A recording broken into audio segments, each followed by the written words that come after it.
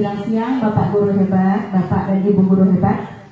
Terima kasih atas kesempatan dan kesediaannya untuk mengikuti kelas guru belajar kita hari ini. Di sini saya menyelip sedikit untuk penindasan ya Bapak Ibu. Sebetulnya cuma berbagi pengalaman belajar dari apa yang telah saya ikuti 5 hari beberapa waktu yang lalu. Berbagi pengalaman pembelajaran tentang coding dan KI, atau yang bisa kita bilang KI ini AI bahasa gaulnya ya, atau kecerdasan artifisial. Itu sama saja, itu adik-beradik ya Bapak Ibu ya. Kita masih punya waktu 50 menit sebelum jam 12 ya. Jadi izinkan saya untuk menyampaikan beberapa slide ini Bapak Ibu. Sepertinya ada 23 slide. Namun kita persingkat saja.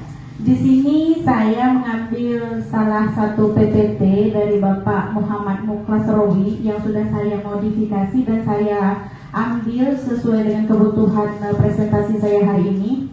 Sebelum kita memulai mengenal apa itu coding, apa itu AI, pernah mendengar sebelumnya ya Bapak Ibu ya? Apalagi lagi menjamurnya AI sekarang, baik itu bentuk video ataupun gambar ya Bapak Ibu ya.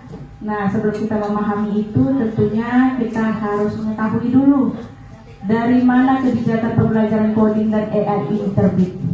Dan PPT ini adalah PPT yang digunakan untuk TOT, guru calon fasilitator pembelajaran coding khusus guru pendidikan dasar dan menengah untuk batch 3. Nah, Bapak Ibu, pada grafik ini kita dapat melihat transformasi digital di semua sektor. Yang pertama, kita sekarang ini hidup di era 4.0 ya. Era milenial kata orang yang menyebut. Kita sedang hidup di era revolusi industri 4.0 di mana teknologi seperti AI, big data, komputasi awan, Internet of Things itu meniru cara manusia belajar, bekerja, bahkan cara manusia memilih keputusan, menentukan keputusan. Hampir di semua sektor bidang Bapak Ibu, baik itu perbankan, pendidikan, pelayanan, dan lainnya.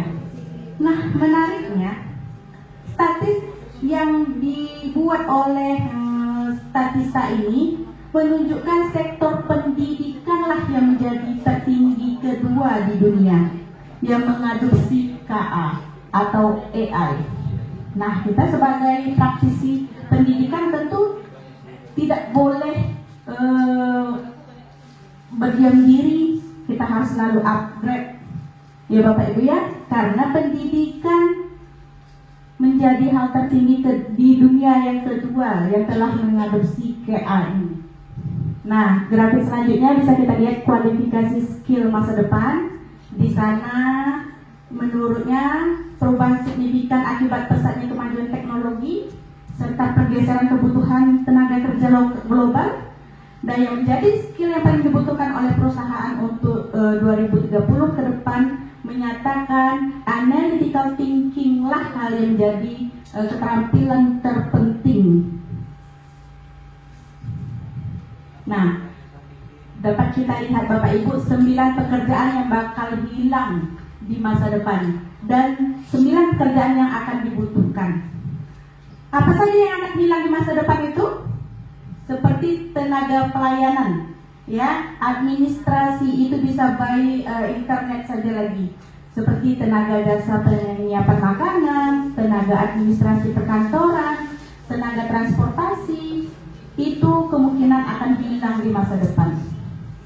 Apa akibatnya bila tenaga-tenaga ini hilang? Pengangguran besar-besaran. Sementara ada 9 jenis pekerjaan nih yang dibutuhkan di masa depan. Ada data scientist dan analytis, ada artificial intelligence expert, dan yang menarik menurut saya itu ada digital content.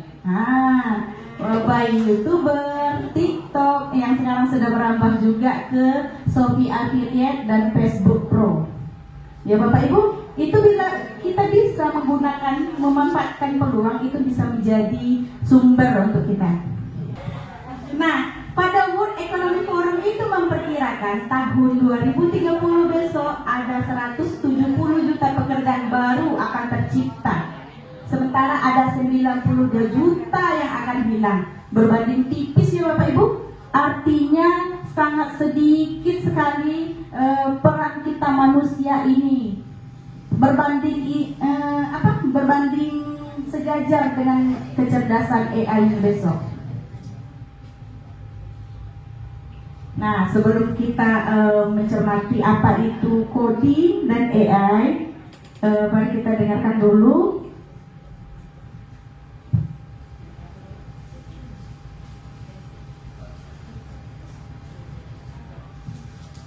Saya tertarik untuk menampilkan Bapak ini, Bu. Ini durasi 3 menit 48 detik, tidak salah. Selain bermanfaat untuk saya sebagai guru, juga bisa bermanfaat untuk sebagai orang tua milenial ya, untuk anak kita ya. Coba kita dengarkan bersama Bapak Ibu.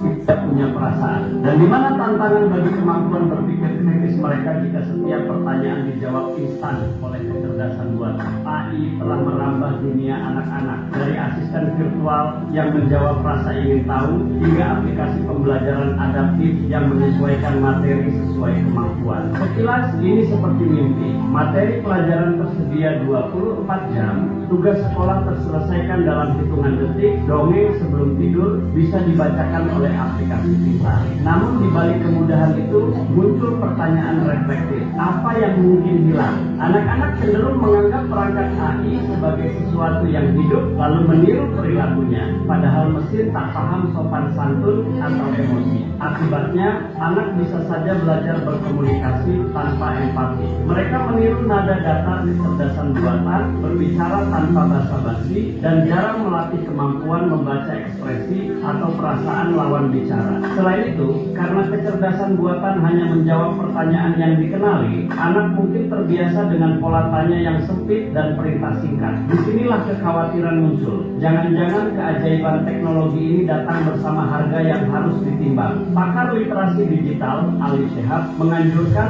agar orang tua dan guru mengajarkan literasi kecerdasan buatan sejak dini. Artinya, anak tidak hanya tahu cara menggunakan kecerdasan buatan, tetapi juga paham bagaimana kecerdasan buatan bekerja dan apa limitasinya. Lantas, apa yang bisa kita lakukan? Ini bukan seruan untuk menjauhkan anak dari teknologi, melainkan menggunakan kecerdasan buatan dengan kesadaran penuh. Pertama, jadikan kecerdasan buatan sebagai alat bantu, bukan pengganti. Orang tua dan guru bisa mengajak anak berdiskusi setiap kali menggunakan kecerdasan buatan. Misalnya, menurut kamu jawaban si robot ini benar tidak? Kenapa? Pertanyaan sederhana seperti itu bisa melatih anak berpikir kritis terhadap output kecerdasan buatan. Kedua, batasi dan dampingi penggunaan kecerdasan buatan pada anak. Seperti saran para ahli, selama anak mendapat interaksi manusia yang cukup, bercengkrama dengan keluarga, bermain dengan teman, efek negatif kecerdasan buatan bisa ditekan. Jadi pastikan waktu layar seimbang dengan waktu bermain nyata. Pengalaman dunia nyata tetap tak tergantikan.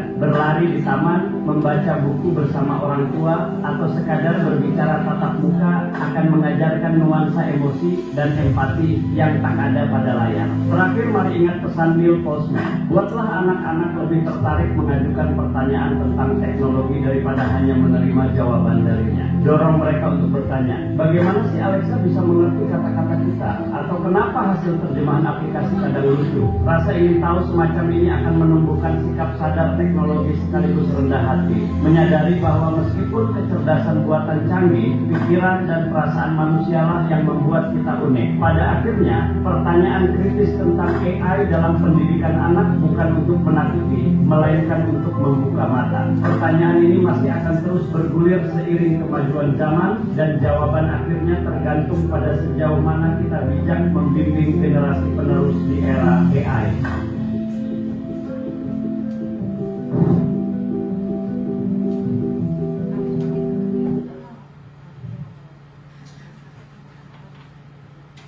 Oke, sudah kita lihat tampilan videonya Bapak Ibu. Dari tampilan video itu apa yang menarik menurut Bapak Ibu? Ada yang bisa memberikan satu pernyataan? Apa yang menarik menurut Bapak Ibu? Tadi saya ada yang melihat mendengar di situ, kita tidak bisa melawan AI katanya. Maka bagaimana cara kita menyeimbangkan, menyelaraskan? Ada lagi? Nah, di sini juga Bapak Ibu, beberapa waktu yang lalu saya ada menugaskan kepada anak, ternyata tidak selesai sama mereka tugas latihan di kelas, terpaksa saya suruh dijadikan PR. Lalu apa yang mereka sampaikan sama saya? Mereka nyeletuk begini, tenang Bu, ada Google Bu. Kenapa Google, kan itu tuh bentuk form tabel gitu. Bisa Google? Bisa Bu. Bagaimana caranya? Saya nggak tahu Bapak Ibu. Ibu klik Google, Ibu lihat ada kamera, foto di situ. Nanti cari, ada tuh Bu, ketemu jawaban semua dengan penjelasan. Oh iya, saya coba lah pakai HP saya. Nggak masuk. Loh kok nggak bisa ya Bu masuk? Nggak tahu Bu. Oh mungkin HP Ibu yang belum upgrade. Kata dia, padahal HP saya digunakan untuk media sosial terus Bapak Ibu. Tapi kenapa hal seperti itu saya juga nggak upgrade HP saya ternyata. Nah, sebegitulah Bapak Ibu, lebih anak kita lebih luas berselancarnya di media sosial. Jadi bagi kita, terutama bagi saya pribadi, setidaknya saya itu sebuah pengetahuan dan nanti saya bisa mengarahkan anak-anak saya lagi untuk kedepannya lebih bijak dalam pemanfaatan teknologi. Kita lanjut Bapak Ibu. Ternyata Indonesia juara kecanduan HP loh. Nah, negara Indonesia juara 1 kecanduan HP di dunia. Nah, di satu sisi ini mencerminkan potensi kurangnya pemanfaatan teknologi secara produktif. Namun, hal ini bisa kita jadikan peluang. Penggunaan HP bisa diubah menjadi media untuk belajar, berkreasi, dan mengembangkan keterampilan di masa depan. Lanjut lagi. Daftar aplikasi kecerdasan AI yang banyak digunakan di Indonesia ada ChatGPT. Pernah menggunakannya Bapak Ibu? ChatGPT? Sudut kiri saya, pernah Bapak Pon? Enggak. Biasanya Bapak Ibu yang pernah berselancar di ChatGPT mencari apa? Cari jawaban soal gitu? Oh iya, oke. Gemini, pernah mengakses Gemini? Pernah. Biasanya digunakan untuk apa Ibu? Cari jawaban juga. Pernah ujian sepertinya ya, cari RTP. Ada lagi? Ada lagi? Meta AI. Pernah gunakan? Di HP kita sekarang ya Bapak Ibu, dan banyak lainnya. Nah, literasi digital mencakup kecakapan bermedia sosial. Ini yang kami pelajari kemarin Bapak Ibu selama 5 hari. Jadi kalau ada yang menyangka kami membuat robotik, mungkin itu akan ada di fase B dan fase E yang telah memproduksi. Sementara untuk fase C kami hanya memahami konsep dasar, pemanfaatan, dan memahami sistem komputer itu. Coba ya Bapak Ibu, berkaitan dengan ChatGPT tadi. Pernah Bapak Ibu ya, ChatGPT? Tapi saya lebih suka di Gemini Bapak Ibu kalau mencari sesuatunya. Ya, Gemini. Tergantung selera. Tergantung selera boleh Bapak.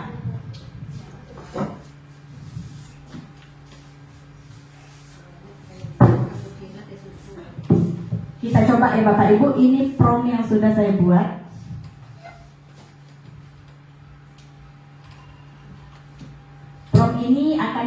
buat di Gemini.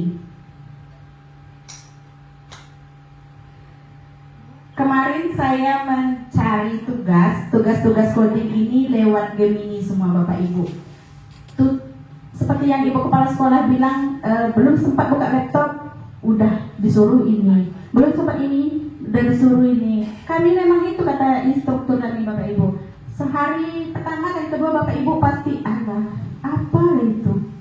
Apa itu? Hari ketiga Bapak Ibu pasti tak mau pulang kata dia. Kami berpikir, mungkin karena seru kali ya, karena menarik. Ternyata lama pulang kami disuruh nginap di SD 6 itu sampai jam 8 malam untuk mengerjakan modul Bapak Ibu. Jadi karena saya udah blank, ditempah dari pagi sampai sore untuk memikir dan merancang modul itu rasanya. Maka cara satu-satunya saya lakukan, saya pergi ke Gemini. Pernah saya coba di ChatGPT Bapak Ibu, namun ChatGPT ini dia lebih ngambang. Kalau Gemini ini satu yang kita share, kita cari, dia akan berkaitan dengan itu yang akan ditampilkannya. Kita coba ya Bapak Ibu.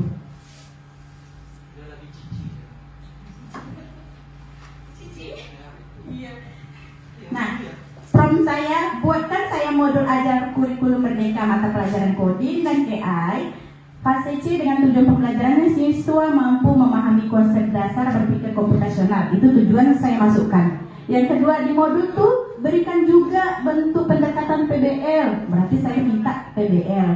Kemudian modul saya minta dibuatkan ada rubrik penilaiannya, sikap, pengetahuan, keterampilan. Saya minta di situ semuanya. Kita lihat apa yang diberikan sama Gemini ini. Kalau kemarin saya minta di situ buatkan pendekatan pelajaran mendalam, pembelajaran mendalam. Kita sini juga Bapak Ibu. Buatkan menu kolak dingin bisa. Menunya aja bisa, tapi kalau kolaknya nggak bisa. Nah, ini sudah tampil identitas modul saya, modul coding dan KI dengan metode model pembelajaran PBL, lengkap Bapak Ibu dengan sintaknya, persepsinya, motivasinya, oriented masalahnya. Ini tinggal kita sesuaikan saja lagi Bapak Ibu dengan buku kita, dan ternyata sesuai dengan modul ajar yang hasil kami berikan. Jadi saya udah tinggal mix and match aja lagi sesuai dengan kebutuhan saya.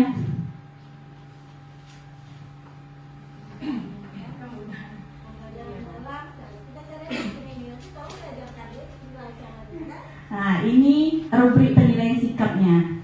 Kira-kira yang berpikir kritis itu muncul nggak ya? Itu kelemahan ini Pak. Kita lebih di cakupan soal lebih sempit, kata dia, tidak berpikir kritis karena cuma mengandalkan ini saja. Nah, start dibuatnya juga tuh bentuk soal, dikasihnya juga jawaban, rubriknya ada juga. Nah, dan siap saji semua. Jadi kalau Bapak Ibu besok kalau mau observasi, cari di sini aja. Tapi jangan lupa disesuaikan kembali dengan kebutuhan kita. Jangan ibu ngomongnya ada tawar. Yang penting penerapannya. Oh iya. Jawabannya aja bagus, tapi pelaksanaannya yang penting itu aplikasinya. Di modulnya A, kok sananya B. Iya, betul. Yang penting itu sama-sama A ya. Iya. Coba kita cari kalau di ChatGPT-nya. Minta aja semua Bu, semakin kalau KI ini dia berbasis data. Semakin banyak kita menyumbangkan data kepada KI ini, maka semakin valid data yang disajikan ke kita. Tergantung kita lagi memodifikasinya Bapak Ibu. Nah, semakin banyak kita menyumbang data, kita ini sebagai penyumbang data Bapak Ibu. Semakin banyak kita memberikan data, semakin valid yang disajikannya.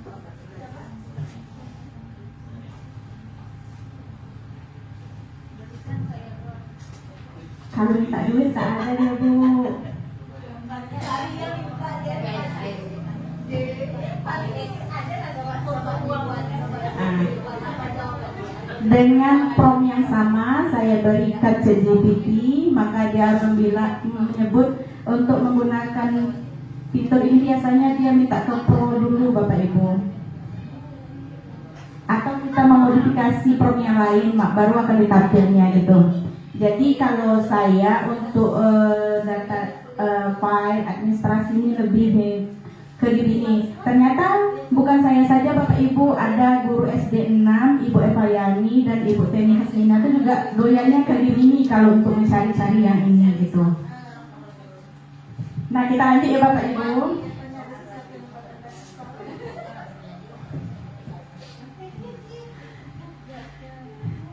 Nah setelah kita mempelajari kebijakan-kebijakan yang melatar belakangi terbitnya coding dan KL ini, maka dapat kita lihat bentuk program prioritas Kemendikbudrismen, yaitu tujuannya terampil berpikir komputasional. Ini khusus untuk Bapak Ibu guru fase C besok, materi komputasional ini akan ada di buku.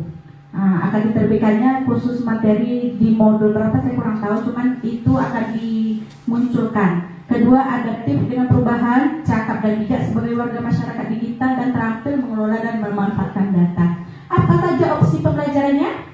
Bisa dijadikan sebagai mapel pilihan, bisa sebagai ekstrakurikuler ataupun terintegrasi dengan mapel informatika dan mapel matematika. Selanjutnya, apa saja opsi metodenya? Bisa berbasis internet, berbasis perangkat, ataupun tanpa perangkat. Nah, untuk kita yang sudah dimasuki internet dan cukup untuk listrik, itu kita sudah bisa menggunakan berbasis internet Bapak Ibu. Tapi nyampang kalau seandainya lampu mati, internet mati, kita bisa menggunakan tanpa internet. Namanya unplug. Ya Bapak Ibu, kita coba dulu unplug. Unplug ini Bapak Ibu bisa saya sebut hampir sama seperti ice breaking kita. Dia pengenalan pola berulang. Coba ya Bapak Ibu. Saya cuman sempatnya ngeprint ini 11 lembar. Kita berbagi saja 2 satu kelompok. Coba ya Bapak Ibu ya. Kalau ada yang gol, mantap kita.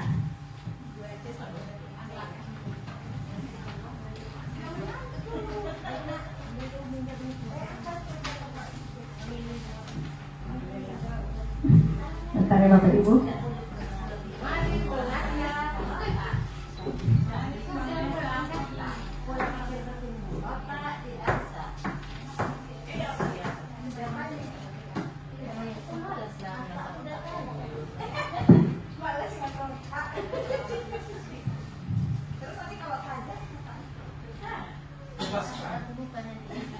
Kalau pajak bebas.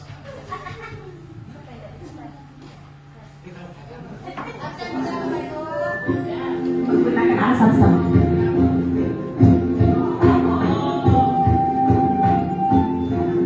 Bisa? Bisa ya? Kita ulang ya. Ready? Ready ya? Oke. Lanjutkan.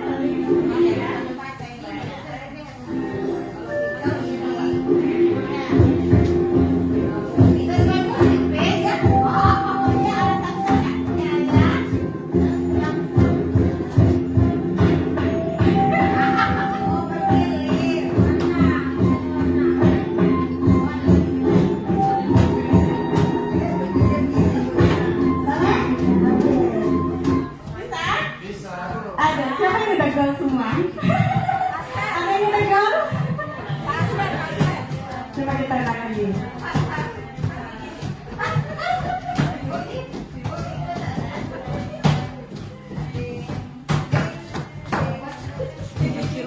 Bentuk warna itu ada di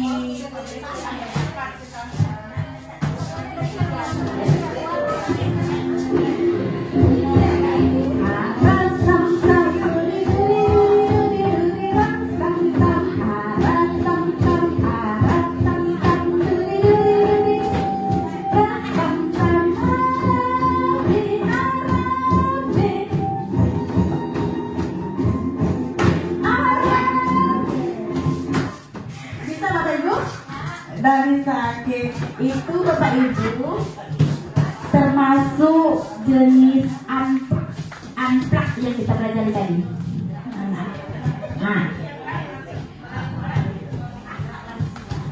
Nah, opsi metode unplug tanpa internet, Bapak Ibu, tanpa listrik. Jadi pembelajaran coding ini tidak ada alasan seandainya nggak ada listrik sekolah kami, internet nggak masuk ke sekolah kami, itu tidak. Karena selain fase C ini hanya untuk memahami konsep, dia bisa juga dilakukan tanpa perangkat atau unplug. Yang plugnya apa, Bu? Nah, coba unplug dengan plug itu apa? Kalau unplug itu tanpa jaringan internet, tanpa listrik, jadi plug itu itu menggunakan jaringan internet ya, tapi bisa dalam bentuk offline. Terlebih dahulu kita siapkan, kemudian kita setting di offline. Canva bisa kan Bapak Ibu sekarang tanpa internet? Canva sudah bisa tanpa internet sekarang Bapak Ibu. Tidak harus dia menggunakan jaringan internet. Yang penting kita setting di bagian titik 3 pojok kanannya itu offline, baru bisa Canva itu diakses tanpa internet. Nah, untuk berbasis internet itu sudah lengkap semua, sudah siap tempur semua, lengkap internetnya, lengkap jaringan listriknya, lengkap semua. Jadi kira-kira sekolah kita ini kategori mana Bapak Ibu dari opsi metode itu? Berbasis internet ya, sekolah kita sudah berbasis internet, jadi tidak ada alasan lagi kita tidak menerapkan coding dan KI ini. Ya Cikgu kelas 5, kelas 6? Apa yang tergantung?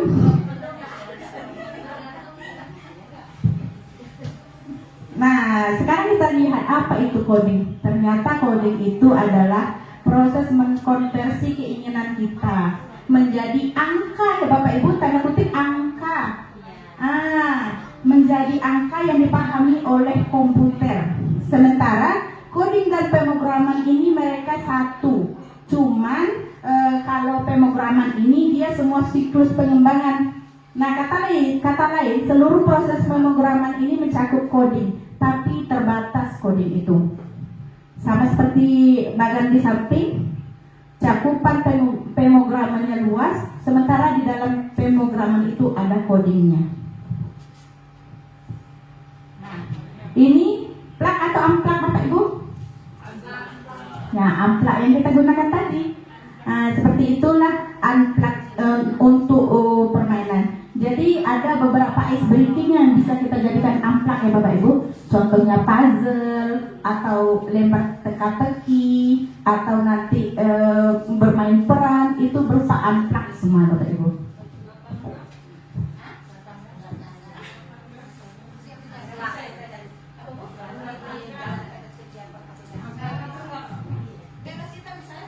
Bisa materi kita tentang ini kan coding ya Bu ya, coding bisa bentuk puzzle nanti, puzzle berpikir komputasional. Nanti iya bebas kita memodifikasinya.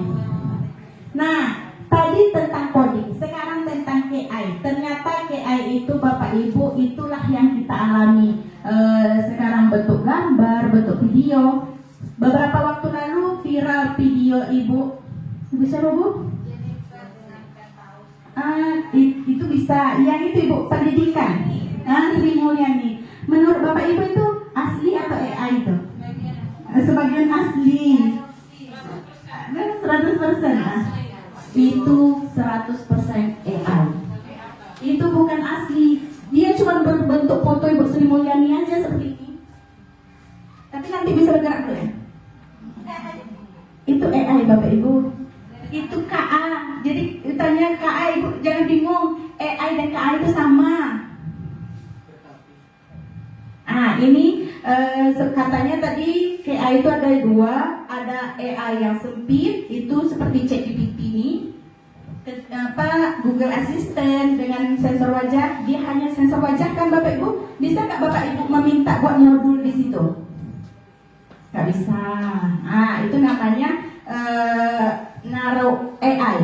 Netflix khusus untuk cerita dan film, bisa nggak Bapak Ibu minta modul di situ? Nah, itu terbatas dia, ruang lingkup yang lebih sempit. Itu namanya narrow AI. Sementara yang giliran AI ada Meta, Gemini, ChatGPT. Bapak Ibu mau video, oke. Bapak Ibu mau musik, oke. Bapak Ibu mau game, oke. Nah, itu namanya Generate AI ya Bapak Ibu ya. Itu apanya? Websitenya ada Meta AI, ChatGPT, Gemini. Jadi ada pertanyaan dari instruktur saya kemarin. Benarkah betul-betul pintar ChatGPT itu Bapak Ibu, katanya? Benarkah betul-betul pintar Gemini itu Bapak Ibu, kata dia? Apa jawaban Bapak Ibu menurut Bapak Ibu? Betul pintar? Ya, ntar apabila instruksinya jelas. Kalau instruksinya gampang kan kayak tadi kan nggak muncul. Muncul ya. Dia pintar karena sudah ditanamkan AI.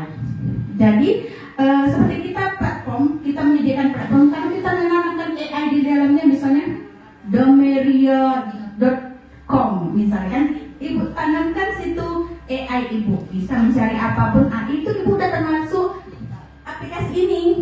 Ini sebuah aplikasi milik perusahaan aja Bapak Ibu.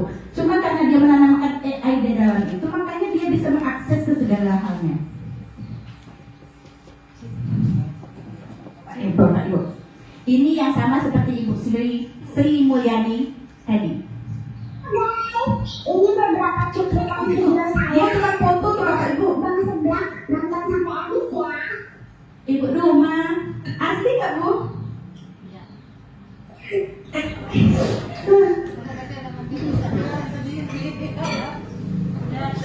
Tengok dari logat mulutnya, logat keringatnya seperti asli Bapak Ibu. Saat napasnya dia makan sebelah mirip seperti aslinya.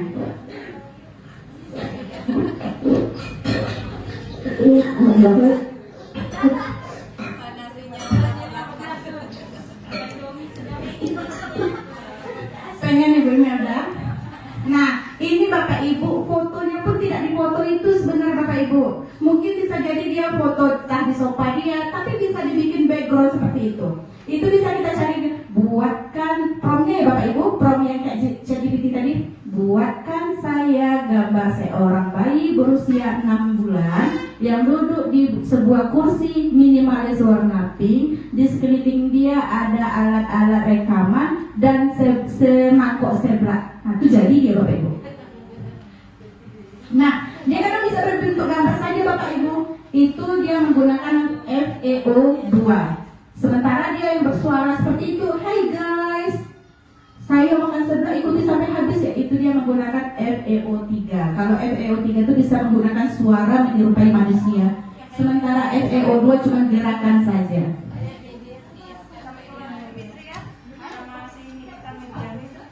Ya, saya pernah Bapak Ibu hangout dengan Nikita Mirzani. Nah, itu AI juga Bapak Ibu.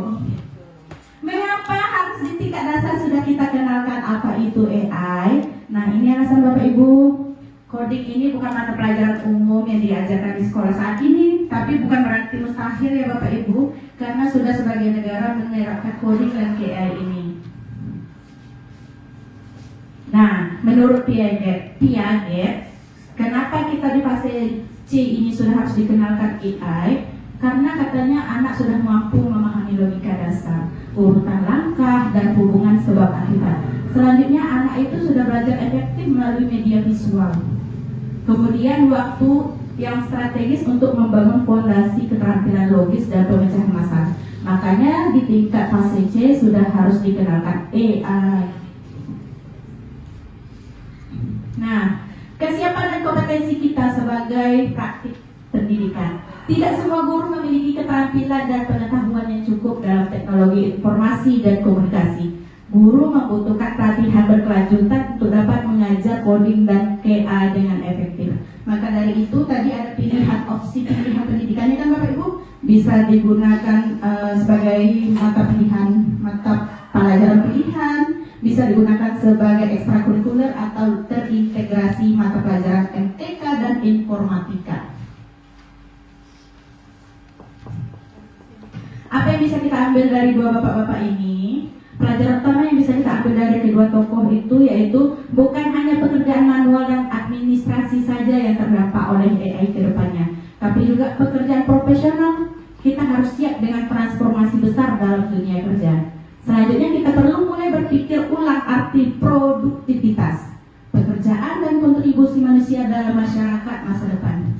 Daripada melawan AI, mending kita bersahabat dengan dia dengan cara update selalu. Nah, coba Bapak Ibu, ada manusia, ada AI. Nampak Bapak Ibu apa keunggulannya? Beda tipis.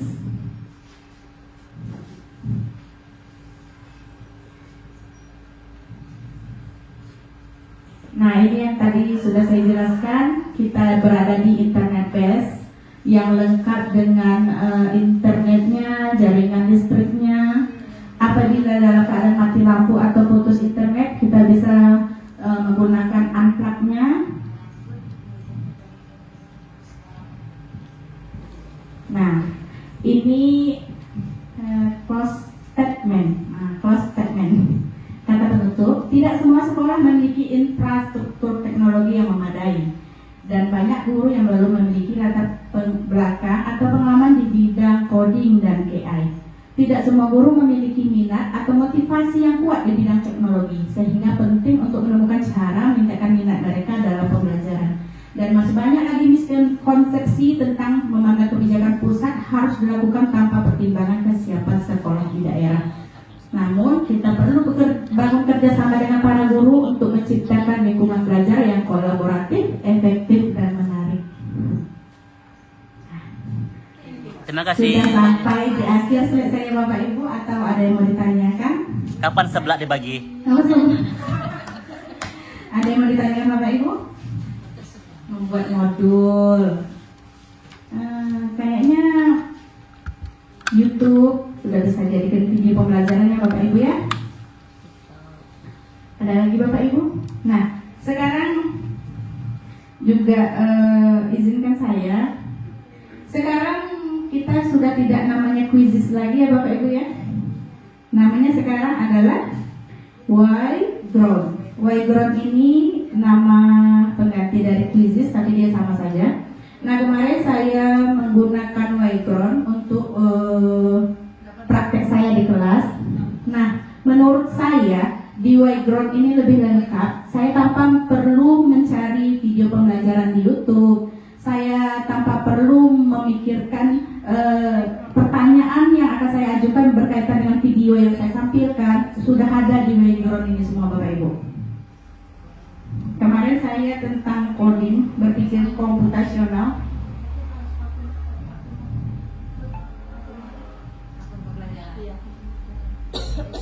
Jadi di sini ada video interaktif kalau Bapak mau, kalau Bapak Ibu mau, ada presentasi interaktif, video interaktif, dan di dalam video ini sudah disematkannya bentuk pertanyaan. Jadi kita bisa ajukan ke anak setelah dia melihat video, menyimak video, kita ajukan pertanyaan, ada di video interaktifnya langsung.